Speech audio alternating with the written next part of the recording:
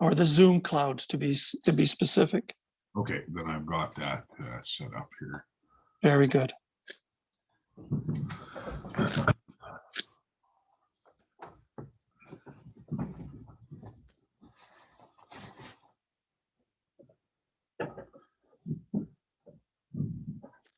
Okay, I'm going to start admitting people in and then do the introductions.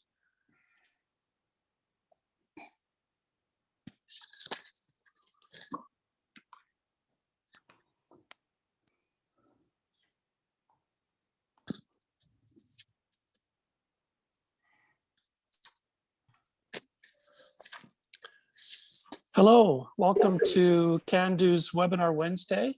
We're just admitting people into the session.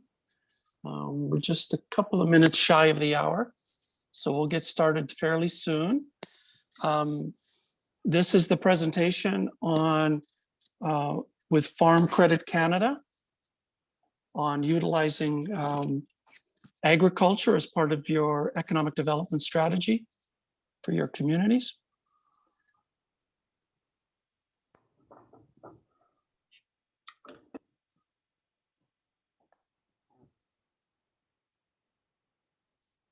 My name is Paul Macedo with CANDU. I'm the communications officer, and you are in the CANDU's Webinar Wednesday. I'm just admitting attendees into the session. This session is with Farm Credit Canada on utilizing agricultural opportunities as part of your economic development strategy. And CAHRC. Sorry? And we have CAHRC, so both of us are sharing some of the data that we found. Oh, yes.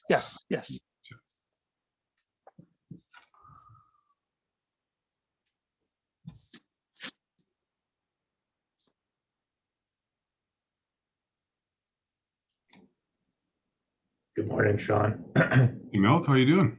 I'm doing well. How are you doing today? Doing well. It's like summer. It's awesome. I might go walk over to Golf Town after this just to go look at some. Do a little window shopping. Exactly.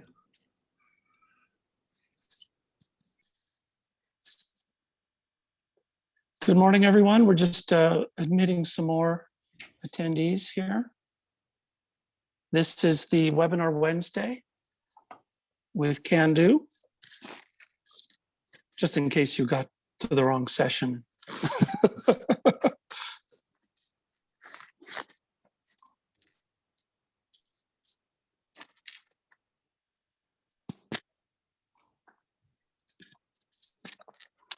Okay, a few more.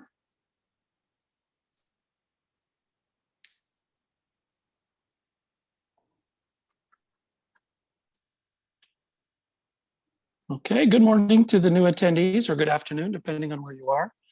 My name is Paul Macedo, and this is CANDU's Webinar Wednesday, featuring Farm Credit Canada and the Canadian Agricultural Human Resource Council, discussing opportunities in agriculture and how that may be an option for economic development strategy moving forward.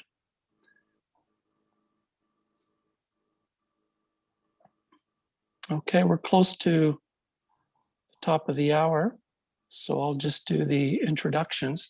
My name is Paul Macedo, Communications Officer with CANDU. And today with us, we have Shaun Soonias, who is the Director of Indigenous Relations with Farm Credit Canada, as well as Jennifer Wright, who is with the Canadian Agricultural Human Resource Council. And today they'll be presenting some provocative information and opportunities in agriculture and how that can be an option for many communities moving forward in developing their 3 to 5 year economic development strategy. This session will be recorded, or is being recorded, and will be made available post the event, probably later today, at the edo.ca website under Webinar Wednesday. Any presentation materials will also be made available post-event at the same location. If you have any questions, please utilize the chat function that's part of the Zoom. We'll try to get to those questions throughout the session, but if not, we'll make sure that there's time at the end to address them so that you won't leave the session not having had the opportunity to ask the question and to have it answered. So without any further ado, Shaun, are you going to go first? Yes, thanks, Paul. Mr. Shaun Soonias, everyone. All right, Tansei, bonjour, and hello. It's a pleasure to be here. My name is Shaun Soonias. I'm from Red Pheasant Cree Nation. I'm the Director of Indigenous Relations for Farm Credit Canada. Today's session is being delivered virtually, but wherever you find yourselves today in Canada, we're on traditional Indigenous territories with rich traditions, stories, and histories that should be understood, shared, and honored.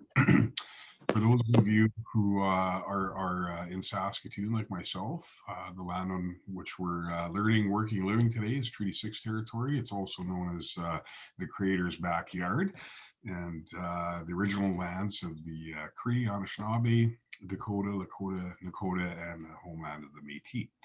Our offices are located across the country, and they cover all of our treaty areas, our ceded and unsurrendered territories, and the traditional homelands of the Métis. Our corporate offices are located in Regina on Treaty 4 territory and the homeland of the Métis. Today's land recognition serves to honor the treaties that were made on all the territories and acknowledge the harms and mistakes of the past, and along with our efforts to support the success of Indigenous agriculture in Canada, it's part of our commitment to moving forward in partnership with Indigenous nations in the spirit of reconciliation and collaboration. Just going to share my screen. If I can find the right one here, sorry, I'm going to make sure it's up.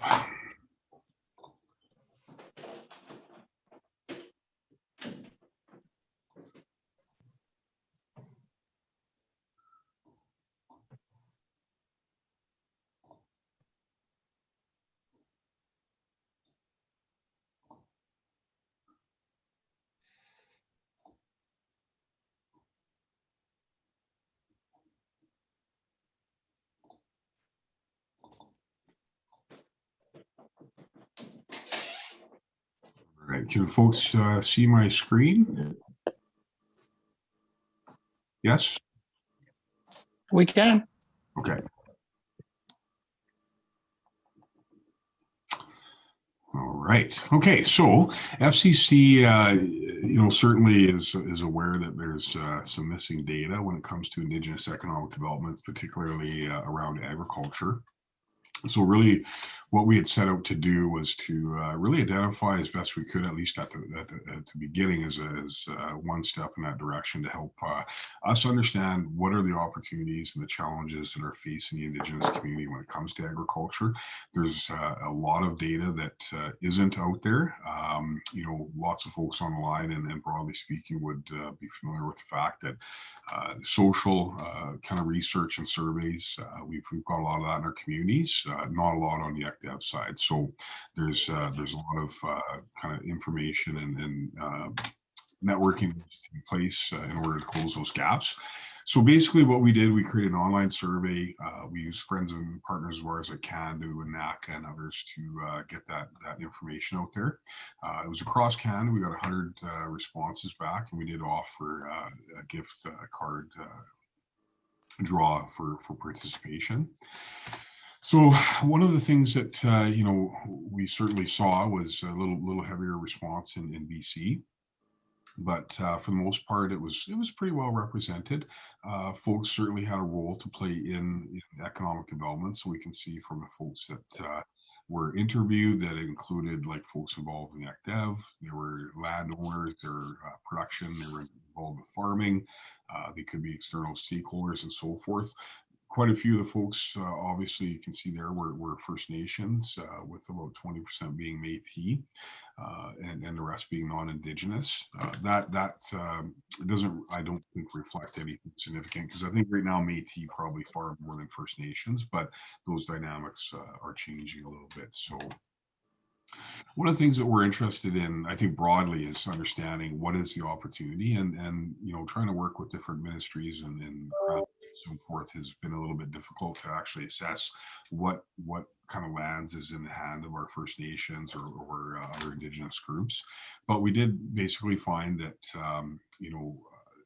at least in this cohort, there is a fair bit of land. It's, because it's skewered into BC a little bit more, I think what we see out there is smaller land packages. So that would of course change when, if we have more data, for Alberta, Manitoba, Saskatchewan, etc. But certainly we see a lot of land being used for, agricultural purposes, some being leased out. And I suspect the land in between is either not arable or hasn't, the community hasn't maybe developed a plan for monetizing that, whatever that might look like.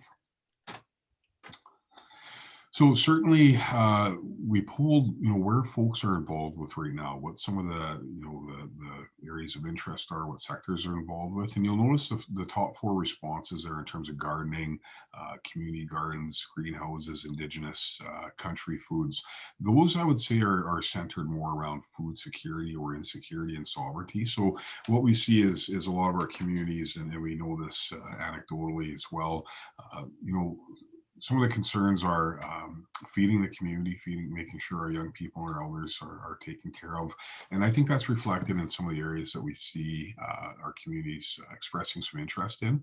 But what we can see broadly is that, all parts of the sector from, food processing and livestock and things like aquaculture and non-timber forest products and things of that nature all represent a keen area of interest for our communities. But notably at the top is things that are really focused on the well-being of the community first before financial well-being. And again, what we see, what these communities are looking exploring into the future is very similar interests. So we see those top 4 areas in terms of greenhouse, community garden, Indigenous foods, and gardening still are at the top. And then the differentiator is, we're starting to see they're expressing interest. So if you go back to the other slide, this is what they're doing right now. So what we see is that many more of our communities are looking to expand. So good news, lots of opportunity. One of the things that we also wanted to discover was a little bit about, particularly as it relates to First Nations, about how they're managing their land. So lots of communities, would have went through treaty land entitlement, specific claims and other court processes, which return lands back to the community. And there's processes around additions, reserves for those for that return of the land. But the communities can choose in certain circumstances to keep that land fee simple versus reserve status. And there's different pros and cons. I won't get into those today. That's a presentation in itself. And Jesse Robson from FCC is going to be presenting next week on the links to learning for BC, Alberta, Manitoba, and Saskatchewan, where we will go into a bit more detail around those areas. But suffice to say, lots of our communities are pretty familiar with those processes. And, I think they'll be using that understanding to better develop models to develop their success in agriculture. So current experience shows there's room for improvement. So we didn't really get into why some of the communities had, poor experiences in agriculture, but this is different. This is a different experience than what would normally be seen by non-Indigenous farmers. So there's certainly more folks that have kind of middle to the bottom experience, or positive, or it's a little bit more negative for them. So certainly, we don't necessarily know exactly why, but we know that more needs to be done, and that there's been concerns that have been shared with the community, or there's obviously some things that have to be overcome in the challenges or opportunities and the networking and things like that. And in terms of expansion of growth opportunities, so what we're seeing is that folks really want to increase our participation. And for those, if we put that together with folks that are staying the same or just getting started, we're hitting at 94% of those respondents are saying, we're involved or getting involved in expanding. Very few people, if any, are looking at reducing their efforts around agriculture. So lots of communities are really starting to turn their lens around how their economic development corporations, their individual members, can really benefit from agriculture. So when we look at what those expansion efforts look like, certainly, again, most people are expanding their efforts, and that really centers around things like new equipment and increase to seeded acres or crop variations, increasing their herds and livestock. Training and education is an important component. Lots of our communities are starting to look at more of that vertical integration. So how do we then take our primary productions, our grains, our livestock, and process that, package it, brand it into something a little bit different. And that, of course, is around the agribusiness too. Like, so, lots of our communities look at succession, mergers and acquisitions when they're looking at business development. So there's lots of, folks that are in the input and equipment business that may be looking to retire. So there's lots of opportunities to secure businesses in this sector as well. Some of the intentions to acquire agricultural land are strongest through purchase channels. So we did talk a little bit about the treaty land entitlement and specific claims processes. All of those are still going on. Folks on this call will be familiar with a lot of our Indigenous communities are generally the most successful litigants against the government of Canada when it comes to treaty relationships and reparations. And we'll continue to see more land being added to our communities' coffers. But what we see here is that a lot of communities are looking to, purchase land, and not all of it, of course, is going to be TLE specific claims. So there's going to be more opportunities for fee simple models integrated with the reserve kind of taxation model. So certainly when folks are looking at the kind of different sectors within agriculture, again, resoundingly, people are looking at increasing their involvement across those sectors. So when we look at crop production, 81% of our respondents are saying they're getting involved with that. When we look at food processing, commercial production and processing, 74% agricultural, so those farming related businesses, again, strong response rate there, and livestock. So we see across the board, across the sectors in agriculture, a strong interest in getting involved across those areas. Now, when we look at some of this supports that are important to the growth of Indigenous agriculture, certainly we see the area capacity is a big one. But what they're looking for agriculture to do in their community is really food security, sovereignty. So back to those areas of interest we see communities in, that is reflected here in 99% of people. This is the top concern. And when you look in all these areas, the lowest one's 88%. So all these areas are very important to our community. So it's involving young people, integration of our cultural, traditional knowledge and values, our elders, making sure that we've got employment and well-being in a community. So our communities are approaching this very much from a social development, but also an economic development component. So unlike maybe traditional agricultural businesses, our communities are structured around, 7th generation planning, making sure our communities are providing for all of our communities. So the citizens of the First Nation are shareholders in the company and benefit directly.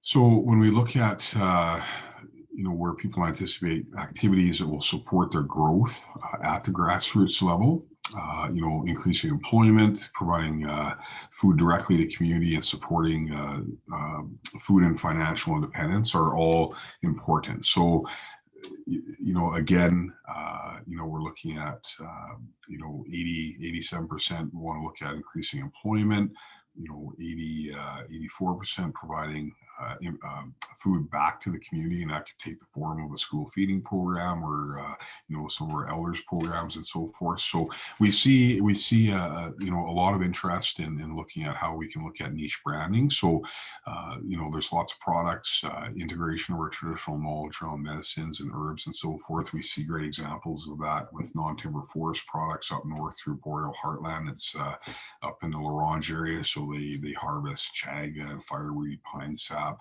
They're exporting to international markets in Europe for bubblegum and makeup companies. So there's lots of interesting things that we'll see coming out of this, and really exciting too when we're looking at the potential for export opportunities. So how are our communities running their businesses? So we, there's different options, and we weren't quite clear on who our customers could be. We were certainly sure that it'll be chief and council, active corporations, and individual entrepreneurs. We weren't sure any one group or the other. What we found out is everyone's going to do a bit of everything. So each, we all know that our individual First Nations are sovereign nations. They're not. They don't have to abide by policies or platforms are involved with. So we see each individual nation is going to make their choices based on what they feel is best to support their own economic development efforts, as well as those of their individual citizens. So there's going to be some interesting models here. And of course, what does the actual governance look like? So what we see is that 80% or most of our communities, there's a strong leaf between chief and council and the active corporation. Quite often, chief and council will sit on that board in some capacity. Most of our communities have an economic development corporation. Not all of them have a CEO or staff in place, and that's just a factor of many of our communities are just maybe getting involved in the businesses.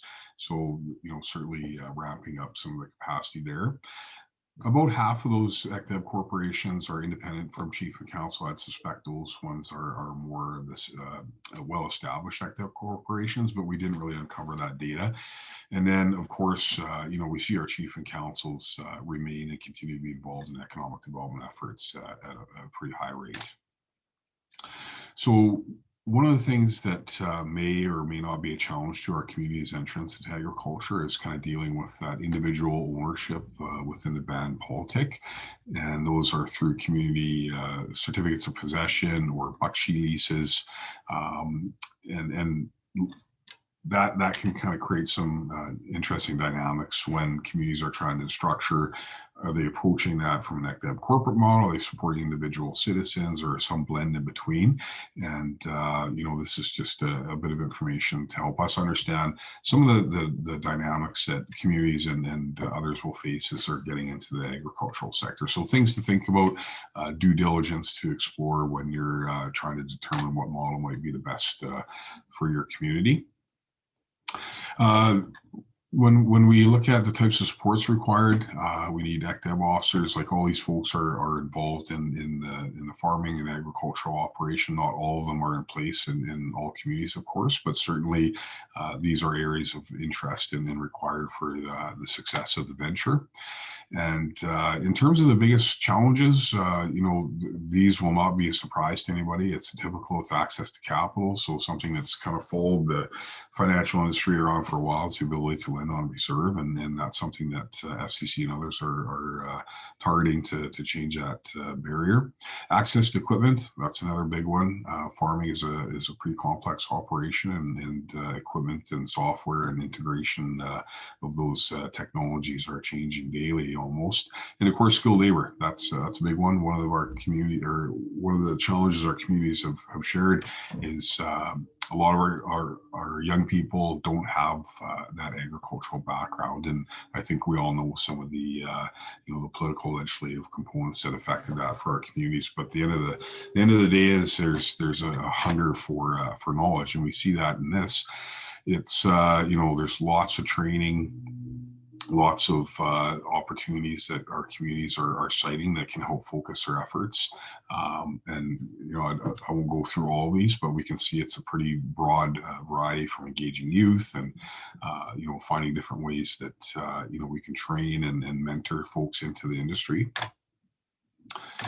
So in terms of communication supports, one thing that we saw was a very high interest level across all topic areas. So quite frequently, you wouldn't see that level of interest or the interest in participating in training. So similar to other areas and other experiences, I think our Indigenous communities and folks are hungry for information. They know that they're coming from a position of 50 years ago, not even being able to get off the reserve or open a business, things like that. We know a lot of that knowledge and business acumen's been stifled or lost in our community. So there's a great interest in recapture, revitalizing that information, and what that looks like. again, quite often what we see, and it's no surprise here, that young people are a big, important component of our communities, are high level of value, and we're really concerned about their well-being, and we want to find ways to train them into the emerging opportunities. Again, the accounting side, the farm finance side is really important. The basic farm management skills, as I mentioned before, a lot of our communities are, in a situation where they've been a couple of generations removed from agriculture, so they've got to recapture and reconstruct some of their skill sets. So we see just a tremendous amount of interest in all forms of knowledge. So FCC, CAHRC, and all of our kind of key stakeholders, some of which might be online here, we got to work ahead of us to try and address some of these things. So when we're looking at some of the things that we can provide from the financial institutions, folks are looking at different incentives to get into agriculture. Again, young people, finding different opportunities for young people to be involved, training events geared towards the topics that are important to our community. So when we come to training opportunities in ag, everyone's going to face the same issues, but our Indigenous proponents will have some other ones that we do have to find some kind of subject matter experts around. But certainly, it's not unattainable, and it's certainly critical to the success. So we got our lens on that side. Events and things like that. So we just see a ton of ways that the community wants to engage and learn more, and some of the things that they're seeing they would like us to present to them from the financial sector. So we see, the incorporation of traditional culture into Indigenous farming practices is very important. It's not something that's, across the board. There's, basically we'd say that this will happen. Folks are trying to figure out ways how to engage and incorporate our elders' knowledge, our traditional knowledge of the land, and then have that brought to bear on our expertise as well. So some interesting things. I'm looking forward to what that looks like later on. And in terms of communicating with our communities, the Moccasin Telegraph still works really well. That's not surprising. It's probably a little less so in the virtual reality that we're all finding ourselves in. But again, when things get back to normal, I think a lot of that is the work that we undertake on the road at powwows and conferences and things like that. And again, just emails is important. Facebook, I think, is one of the bigger things, ways that we can connect with our community. And ultimately, like when we look at our communication method, our channels, email reigns supreme is the best way to communicate with our Indigenous communities. Again, the most impactful community investments. So as we're starting to structure out, like, what's our corporate social responsibility look like? Where do we invest our time, volunteer, and then some of our sponsorship dollars? Youth, again, very important. That's not surprising. Community projects that support health and well-being, mental health, truth and reconciliation efforts, local food banks, and excellence awards. I thought that was quite interesting, and I agree 100%. We should find ways to acknowledge and celebrate the work that's being undertaken by our communities. And I'll just wrap up pretty quick here. So, general mentions when themes in terms of supporting our communities. It's again, support for food and food sustainability, grants and loans, things like that. So there's, I guess in closing, I'll just go through our respondent profile really quickly here, as we can see that, like most of the ag sector, they're getting a little older, but I think it shows a little difference here that, like the Indigenous population, it's shifted to a little bit younger. So it would be good to have a little bit of comparison there, but I certainly think that our Indigenous farmers will be younger. And of course, we see less than $150,000 is where most of the income is, and that's okay. This is early days for our communities, but we can see, I bet you over the coming years, if we kind of redo this survey, we'll see these graphs change substantially over time. So I will close with that, and I will let Jen get on with her presentation, and then we'll allow for time for some questions at the end. Thanks so much, Shaun. And once you stop sharing, I'll flip up my presentation. And sorry, I'm trying to, like, for some reason, my screen is all minimized here, and I will do what I can as quickly as I can. I apologize for that.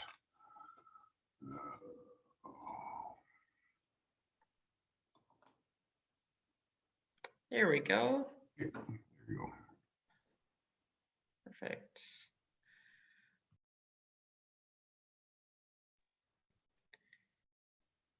Great. And thanks so much, Shaun, for including the Canadian Agricultural Human Resource Council in the conversation today, and to CANDU as well. So for those of you that may not have heard of the Canadian Agriculture Human Resource Council before, we are a National Centre for Research on Agriculture and Labour Market Information. We're a national nonprofit. We look at human resource issues, labor issues within the agriculture businesses across Canada. All the work that we do is led by industry stakeholders, and we do look at how we can also provide some of the customizable solutions to help agriculture, the industry as a whole, address HR management and training needs. So my name is Jennifer Wright, and I'm the Senior Advisor of HR Programs and Stakeholder Engagement. I grew up in Southwestern Ontario on a farm, and have been working in HR for the past 20-some years. A lot of the work that I do is around not just HR policies, but looking at how to engage different populations into the workforce, ensuring that workplace culture is supported in a inclusive, diverse, and equity type of way, and doing some work around leadership as well. So today I'm just going to share with you a bit of the Indigenous agriculture research that CAHRC has been doing over the last year.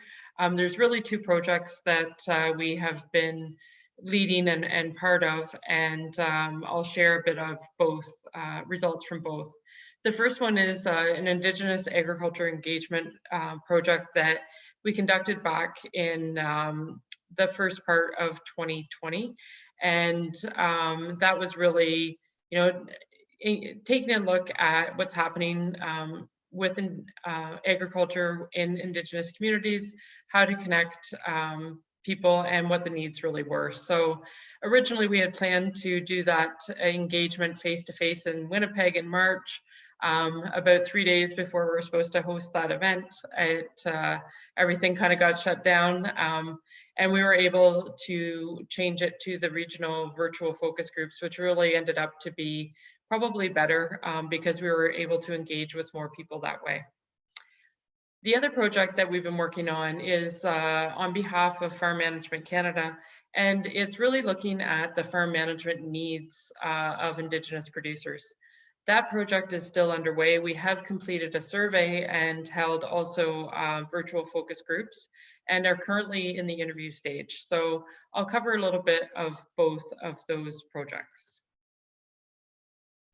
So when we look specifically at the work that CAHRC was doing in the spring around engagement, really what we were looking to do was explore ways to increase participation in agriculture and agri-food as operators and through employment.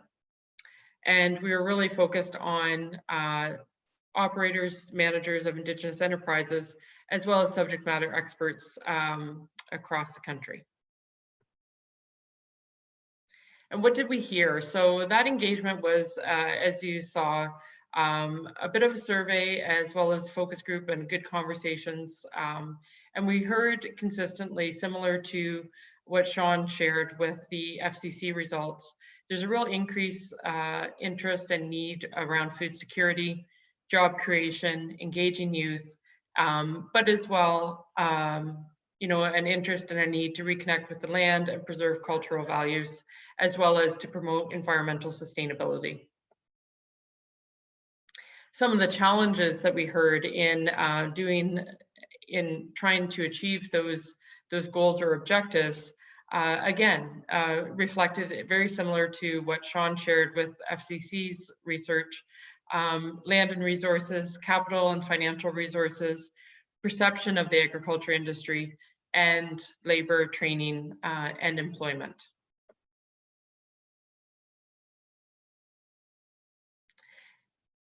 When we focused in on the conversation around what's needed, there were some clear areas that, that were identified around general information and services, such as information on the opportunities, what are those emerging products, technical information, and then the support on the advisory side of things, as well as labor management and sourcing. And really, you know, making those connections and sharing information amongst Indigenous producers was reflected as a value as well, and something that they were looking to have more of. As far as training and education, again, as you saw in Shaun's survey, and was certainly reflected in our conversations, really a need for, you know, training unskilled workers, training people to work in the agriculture operations, provide some support and training around business management training, all that kind of thing, the business management side of the operation, and then some more specialized or technical training around the environmental side of things, emergency preparedness, climate change, culture. And when we talked a little bit more about the training content and delivery, it was clear that making sure that the training had incorporated cultural components, was delivered by Indigenous experts, and was really delivered by more local people that were there to support the process and support the transition of knowledge from the expert to the producers or to the people working in the farm operation was really important. As well as ensuring that in the delivery of that training that there was supports available, such as transportation and childcare, so that those participating in training were more easily able to attend. Also, you know, as Shaun talked a little bit about the awareness of the opportunities and agriculture as an industry.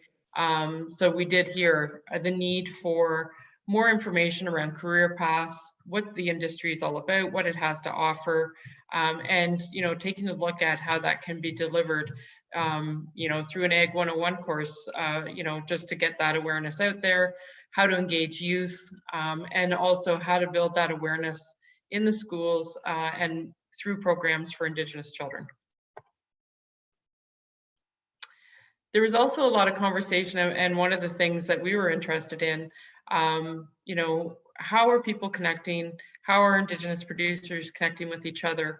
And do they have the supports there to make those connections through a network? And what we heard from the people participating in the focus group was a real interest in there being a national Indigenous agriculture network, ways that Indigenous producers can connect, share their knowledge, share what's working, what's not working, and make connections which, you know, depending on where you are in the value chain and what you're producing, might be good business connections as well. So that research has been summarized in a report that is available on the CAHRC website. It provides a little bit of background around labor market information and participation in various commodities and that kind of thing, but it also provides a good summary of the conversations that we were able to have in the spring. So building on that, Farm Management Canada asked us to help them with some research that was really building on what we heard, but focusing in a bit more on that farm management side. And what are the needs of Indigenous producers around farm management? So the research question that they've asked us to take a look at is, what are the unique business management needs for Indigenous operations? And, you know, are there unique business needs that need to be addressed? So the research, the goal of this research is really to see what's out there already, to identify the gaps that exist for Indigenous producers, and what's needed to help support them in their growth, as well as what new resources are identified through the research that may be really helpful in supporting Indigenous producers as they grow their businesses. So as I mentioned, this research is underway. We have completed the environmental scan, and we did conduct a survey of Indigenous producers in the fall. We had about 82 responses to that. And we held our virtual focus groups just before Christmas as well. Again, good engagement, good conversation, around 25 participants in that, I believe. Currently, we are validating what we heard and reaching out for a bit more information through those key informant interviews. Those are taking place now. And some of you on the call might have been able to participate in some of the steps and some of the outreach that we've done already. What we've heard and what we learned through this research will be available in the final report at the end of March through Farm Management Canada. And again, just the focus group participants and survey participants have really been Indigenous agriculture producers and farm managers. So although we aren't quite done the full analysis and wrapping up all of the research, I thought I would just share some preliminary highlights of what we're hearing. And again, really in line with what CAHRC heard in the spring, what FCC has heard and has presented. There's a real focus on the community perspective and community interest in growing agriculture, both through the importance of food security, but also of food sovereignty. And hearing more and more of that focus on the food sovereignty side from spring to now. Also, a key interest in having agriculture help with the revitalization of traditional knowledge and that connection and reconnection with lands and culture. From the economic side of things, definitely an interest in expanding those opportunities for market access and having agriculture as an industry for economic development and job creation. And not just stopping at that primary production side, but really looking at ways to develop the value add and secondary products in either food production or food processing or other areas that might be able to be developed. As well as was very clearly highlighted in the results that Shaun just shared around training needs. We're hearing this through the Farm Management Canada research as well, a key need and interest in developing training and knowledge that will help support the growth of agriculture within Indigenous communities. So some of the key areas of interest: leadership and entrepreneurship, managing risk, marketing and Indigenous products, and the technical agriculture skills and knowledge. So as I mentioned, our next steps, we're getting near the end of the interview process, but are still conducting some interviews this week, and then really taking all the information that we're hearing and developing that report that will be available later in March. So that wraps up what I wanted to share with you today, and I will turn it back over to Shaun.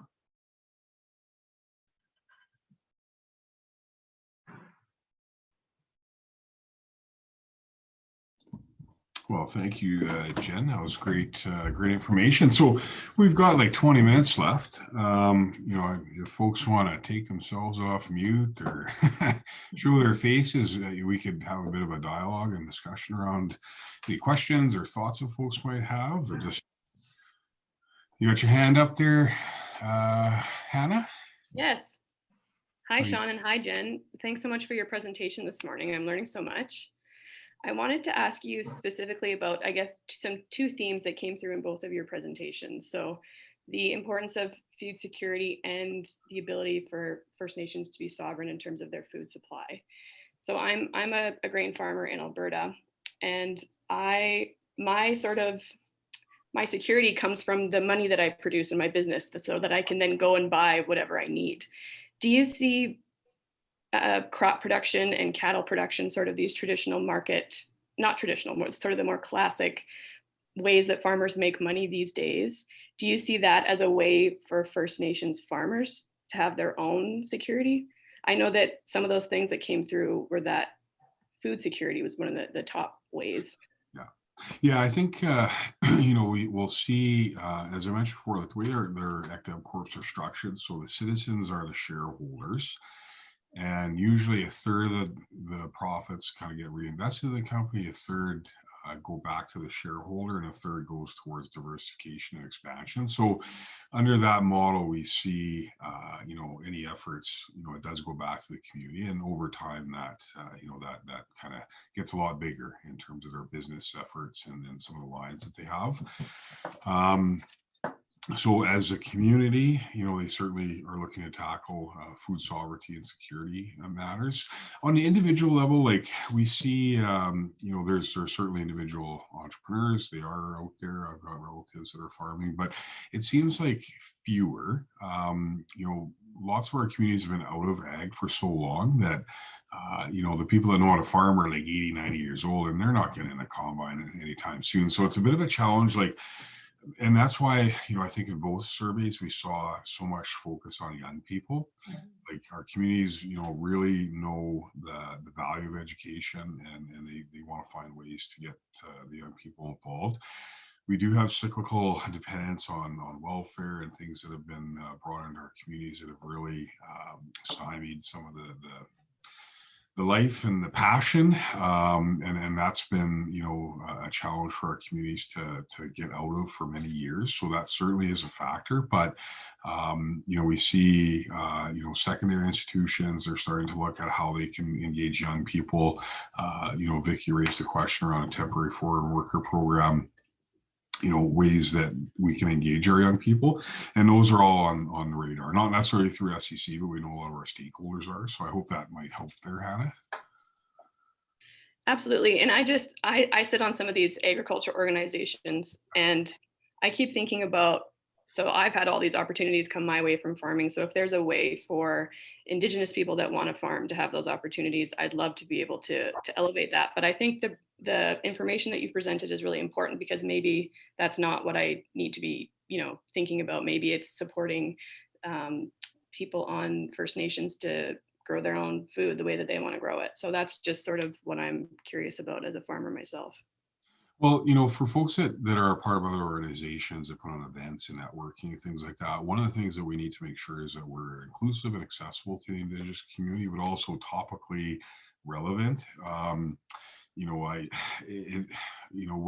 We're guilty in corporate Canada, FCC included, of having great information and knowledge sharing events, networking opportunities that have kind of had, an absent group that is, a lot of it is to do with our own lack of engagement. So I would encourage you to be happy to chat further. And I know there's lots of other resources out there about how to be a bit more engaged with the community and bringing folks into your kind of events too. Like lots of times we forget that we're right across the street, right? So, we might have a rural community, but the First Nation is often right across the street, but sometimes we're just not connecting, and we're right there, right? Both of us are right there. And a lot of our communities and rural communities share some of the same opportunities in challenging and revitalizing our rural economy. It's best to partner and coordinate around regional economic development opportunities, our resources and expertise and so forth, rather than competing. So thanks, Hannah. Appreciate that. Any other questions? Marlene.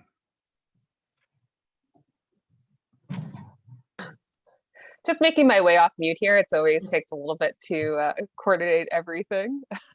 Doing interviews today too, so it's been very exciting. So, I guess when you're talking about making sure that we're inclusive, so I work in the space of extension work with dairy industry, so both dairy cattle, dairy goat, and dairy sheep here in Ontario. And I know within our branch, we're kind of having bigger discussions in terms of how we can better engage and get our information out there for First Nations and Métis here. Would you have any suggestions in terms of how we go about that? Like we've been working with IAPO a bit in terms of some of our offering some of our courses, but any suggestions, and definitely if you have time for some further follow-up afterwards, I would be very thankful for that. Yeah, Marlene, if you want to reach out to me, that would be good. We can carry that conversation on further offline. But I think what we see is IAP, other Aboriginal financial institutions, like there's a lot of interesting partnerships going on around training and things like that. So I think engaging those folks, your local First Nations tribal councils,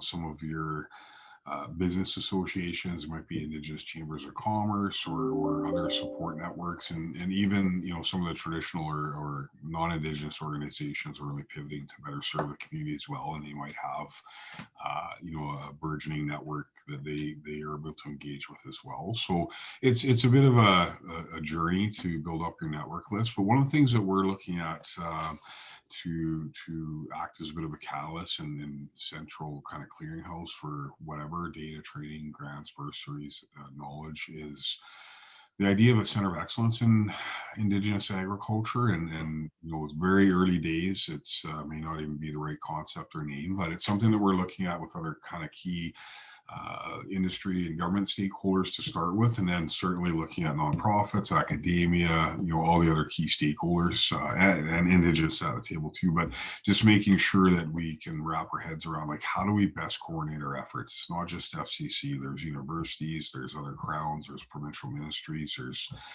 all sorts of nonprofits like CAHRC and FMC that everyone's pivoting to turn their lens to how to support Indigenous agriculture. We just need to make sure that we're as streamlined and efficient and collaborative through these processes, because I spent a lot of time in my career with nonprofits trying to figure out, okay, none of this works, none of this time together, and now I got to fit a square into a round hole just to get the dollars, and it's not working. So we really want to try to mitigate that as best we can. Miigwech, my friend. Stefan? Good afternoon from here in Ontario again. Yeah, a wonderful session. So again, I am, there's a number of us on from the Ministry of Agriculture, Food and Rural Affairs here in Ontario. Yeah, just a wealth of information. So I've tried to get it down to one question for each of you. So I'll start with you, Jen. So great presentation, and thanks for sharing the research from CAHRC that you're doing. So quite familiar with your organization. Can you talk about the perceptions of agriculture? You said that was kind of one of the kind of barriers. I kind of and are they are they different from from an Indigenous First Nations perspective? And are there different perceptions that they may have that need to be resolved as kind of seeing this as an opportunity for kind of development of their communities? And then Shaun, over to you. You had mentioned just in one of the needs on your slides was that need for economic development officers. So rather than at the business level, really trying to develop at the community level. So can you speak more of really what you would see the benefit of an economic development officer being? Again, my role straddles both kind of supporting on the ag side, but I also do a lot of rural community work. So and work directly with EDOs across Ontario here. So just would love your insight on those two areas. Thank you. And I'll kind of turn off my. Jen, you want to go? Sure. Thanks so much for the question. And it was something that Indigenous producers and Indigenous stakeholders did share with us in that first focus group set that we did back in the spring, and then again in what we're hearing with the Farm Management Canada stuff. So what we heard was that sometimes there is a difference, maybe not just a difference in or not understanding the perception of agriculture, not that what it can bring to the communities, but also the perception of agriculture as being a bit more big business. And some of the Indigenous producers and communities were sharing that,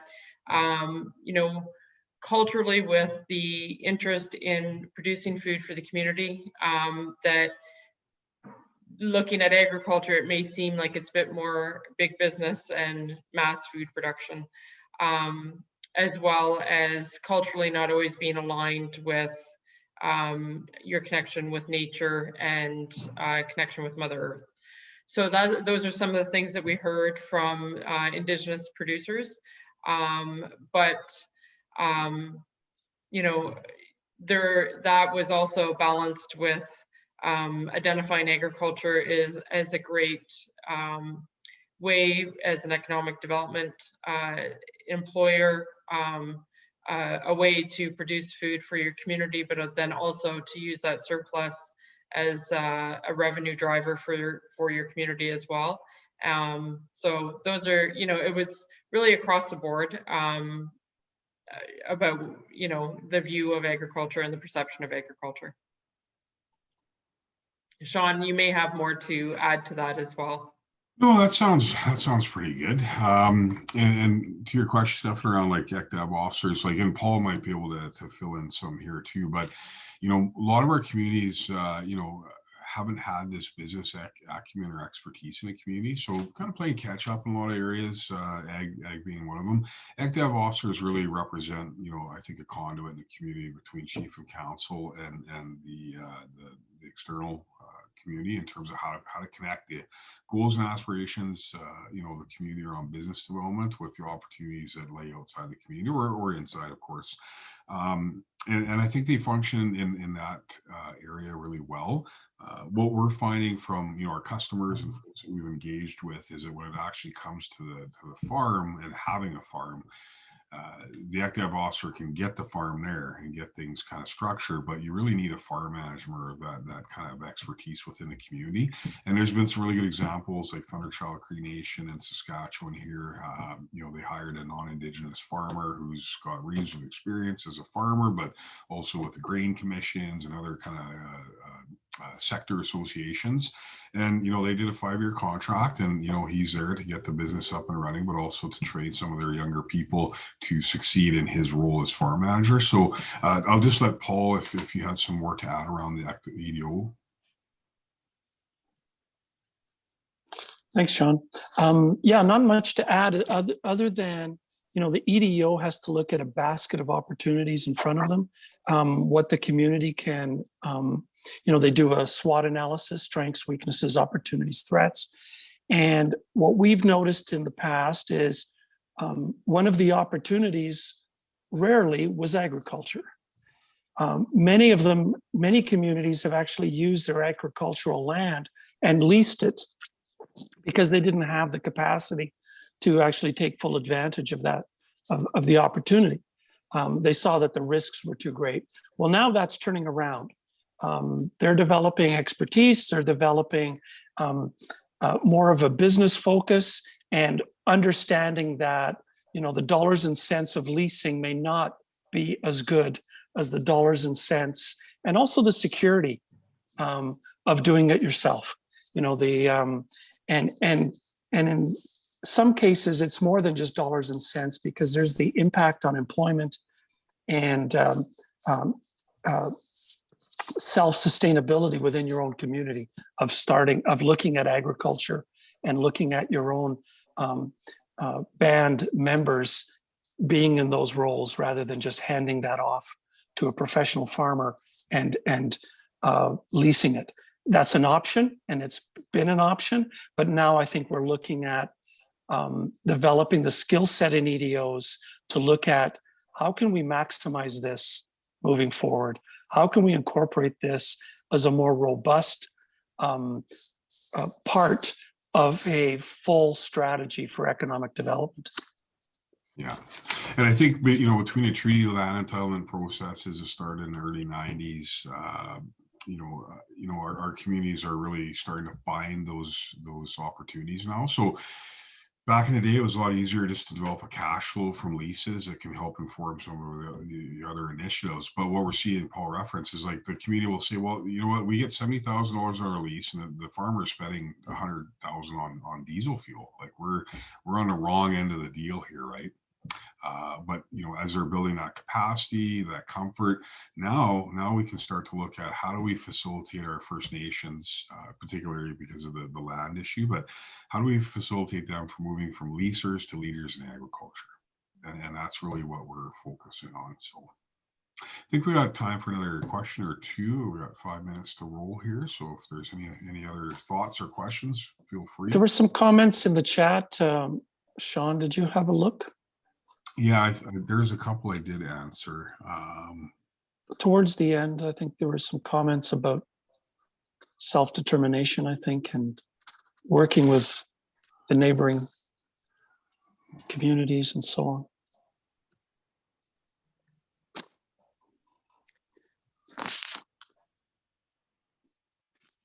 Shaun, maybe while you're looking at that, I'll just add a little comment as well to what you and Paul have just talked about. I know I mentioned this a little bit in my presentation, but when the need to ensure that there's sustainability and skill transfer and that the skills are developed within a community really came across in the research that we've done and the engagement that we've done with Indigenous producers. A lot of the time they would reported that there was project money maybe given and a short-term initiative to look at agriculture as an activity within the community. But when that funding ended, or when the person that was leading the project was no longer available, the skills, the knowledge, and the business planning, I guess, wasn't there to sustain that activity that had gotten started. So there was a lot of stops and starts. As EDOs may look at agriculture as an area to develop, certainly the Indigenous producers we talked to were very clear that through that development, make sure that you're transferring knowledge, ensuring that the knowledge is staying within the community, developing that knowledge in the community, and putting a plan in place that makes sure that that development is sustainable and can continue on and be developed and grow. Thanks, Jen. So we've got just a couple minutes left, probably not time for a question, but I just wanted to note that we will provide kind of a PDF copy of our presentation to Paul, and he can email that out to the folks that participated here. We also have a survey, like a 10-question survey that we're going to pop into the Zoom function, but we're technically challenged there at the start. So we'll have that emailed out to folks too, and I appreciate if you can take a few moments. It's kind of yes, no, maybe so type of question. So it should go pretty quickly. And just want to thank folks. We're hard at this work, really interested in figuring out how to partner with all sectors, all key stakeholders to provide some of that success. And I just thanks folks for sharing this information. Once you get that email from Paul with the PDF copy, share it with your network, get in touch if you have any questions, and I'll just pass it over to you, Jen, if you have any final thoughts. No, thanks so much, Shaun. I think this is a good indication of our collaboration and how we're all trying to work together to ensure that the supports are there for the growth of Indigenous agriculture. I'll also share the link to the report that I mentioned in my presentation. And if anyone has any interest in being interviewed and you're an Indigenous agriculture producer, by all means reach out as well, because we are still in that interview stage. Paul, closing comments? Well, I'm going to close by saying that if you're interested in more of this content, FCC, Jesse Robson from FCC is going to be joining us next week for the Links to Learning on Tuesday for Alberta in the morning and BC in the afternoon, and on Thursday next week for Manitoba in the morning and Saskatchewan in the afternoon. So he'll be presenting on, what will Jesse be presenting, Shaun? Jesse's on right now. Jesse's on mute right now. I can actually answer that right now. When I started with Shaun's team last year around this time, we started work on paper for the Journal of Aboriginal Economic Development with CANDU, and it's basically navigating the opportunities and challenges in the Canadian ag and food business. And so we look at all sorts of ways, things, how to prepare for your relationship with your financial institution, fee simple land. We look at all sorts of topics that are pretty important to know when navigating at the beginning and sort of intermediate levels of agriculture for First Nations communities. Great, thanks, Jesse. So the times and dates and schedules will be in the e-blast coming out, and also as part of the CANDU newsletter, and all the social media channels as well. So just to remind you, the recording is available on the website. I listed the link in the chat function. In that link, we'll have the recording, any of the PDFs that Shaun and Jen presented, as well as the questionnaire or survey. So it'll all be there. It's edo.ca. Click on the links to learning tab, and then on the right side, there's a tab for the webinar Wednesday. It's actually easier to find than I make it sound, but it's there. Thank you all for taking the time out of your busy day to spend with us. Thank you especially to Jen and to Shaun for sharing your expertise and knowledge. It's a tremendous opportunity for the Wright communities to consider agriculture, whether it's small, medium, and large in scale. That's up to you, and it's something you can, I guess, grow into as you develop your skills and as you develop your capacity. So once again, thank you. Enjoy the rest of your day, and we'll have that material updated probably in the next hour. So thank you all very much. Thanks, everyone. Take care. Thank you. Bye now.